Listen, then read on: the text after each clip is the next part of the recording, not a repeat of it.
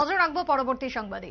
লোকসভার ভোট মৌসুম চলছে, আগামীকালকে সপ্তম দফা। তবে তার আগেই এবার দিল্লিতে যাবেন রাজ্যের মুখ্যমন্ত্রী মানিক সাহা। যে খবর মিলছে সূত্রের, সপ্তম দফার আগেই ফের দিল্লি সফর মানিক সাহার। তবে সূত্রের খবর আগামী 2 জুন যেখানে বিজেপির শীর্ষ নেতৃত্বদের সঙ্গে বৈঠক রয়েছে এবং তারপরেই তিনি রাজ্যে ফিরবেন এবং তারপরে রাজ্যের নেতৃত্বদের সঙ্গে বৈঠক করবেন মানিক সাহা। যে খবর এখনো পর্যন্ত মিলছে, সরাসরি জানবো।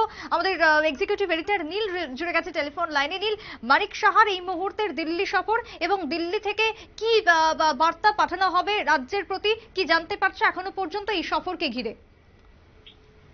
দেখো, শুধু মানিক সাহাই নয়, সমস্ত বিজেপি শাসিত রাজ্যের যারা মুখ্যমন্ত্রী রয়েছেন তাদের সবাইকেই দিল্লিতে যেতে বলা হয়েছে।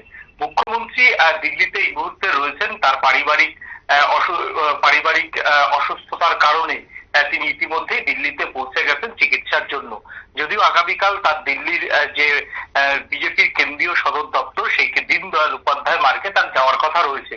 যেটা শোনা যাচ্ছে যে 2 তারিখ অর্থাৎ আগামীকালকে ভোট, আমরা সবাই জানি 2 তারিখ বিজেপির যারা শীর্ষ নেতৃত্ব তারা নিজেদের মধ্যে একটা বৈঠক বসবেন। সেই বৈঠকে বিজেপি শাসিত রাজ্যের মুখ্যমন্ত্রীদের আসতে বলা হয়েছে। এছাড়াও বেশ কয়েকজন সাংগঠনিক নেতা যারা ভোট পরিচালনার দায়িত্বে ছিলেন তাদেরকে আসতে বলা হয়েছে। এবং 4 তারিখ ভোট গণনা যখন শুরু হবে, তারপর রেজাল্ট কি হবে সেটা পরের কথা, কিন্তু বিজেপি সরকার গঠনের সব রকম প্রস্তুতি নেওয়ার জন্যই এই বৈঠক বলে বিজেপি সূত্রের খবর।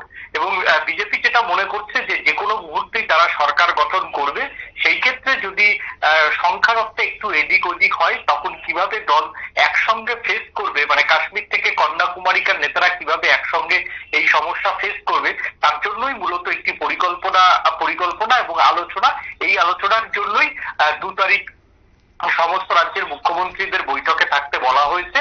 এবং 3 তারিখে সমস্ত রাজ্যের মুখ্যমন্ত্রীরাই মানিক সাহা সহ তারা আবার কিন্তু নিজের রাজ্যে ফেরত আসবেন। এবং এ রাজ্যে 3 তারিখ রাজ্যের মুখ্যমন্ত্রী মানিক সাহা তিনি 3 তারিখই চলে আসবেন।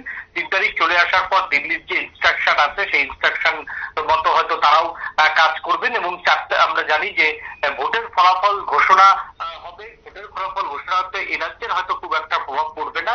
কোনো রাজ্যে যদি প্রভাব আসে সেই ক্ষেত্রে কিভাবে তারা দিল্লিকে সাপোর্ট করবেন, এই যে সমন্বয়, সেই সমন্বয় রক্ষার জন্যই রাজ্যের মুখ্যমন্ত্রী এবং বিজেপির বেশ কয়েকজন সাংগঠনিক নেতা তারা সবাই ইতিমধ্যেই ওই বৈঠকে থাকবেন। এছাড়া আজকে রাত থেকেই সমস্ত নেতারা কিন্তু দিল্লিতে যেতে শুরু করে দিয়েছেন। তার কারণ হচ্ছে কালকে ভোট, এবং কালকে ভোট শেষ হলেই কিন্তু এরপর গণনার প্রহর গুনবে। তাই সাংগঠনিক নেতারাও এই মুহূর্তে সবাই দিল্লিমুখী বা কেউ দিল্লিতে চলে গিয়েছেন।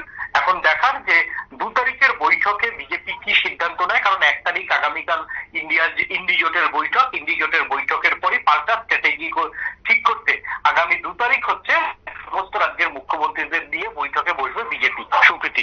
ঠিক তাই। ধন্যবাদ নীল তোমায়। কথা বলছিলাম এক্সিকিউটিভ এডিটরের সঙ্গে। তবে ভোট যেহেতু এখনো পর্যন্ত বাকি রয়েছে একটা দফা এবং তারই মধ্যে দিল্লিতে উড়ে যাবেন বিজেপির সমস্ত নেতৃত্বরা। প্রত্যেকটা রাজ্য থেকেই দিল্লিতে উড়ে গিয়ে বৈঠক হবে এবং সেখান থেকে রাজ্যের জন্য তারা আসবেন বেশ কিছু ক্ষেত্রে বার্তা নিয়ে।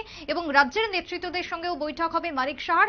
ভোটের ফলাফলের আগ মুহূর্তে দাঁড়িয়ে সেই বৈঠক হবে বলেই খবর পাওয়া যাচ্ছে বিজেপি সূত্রের।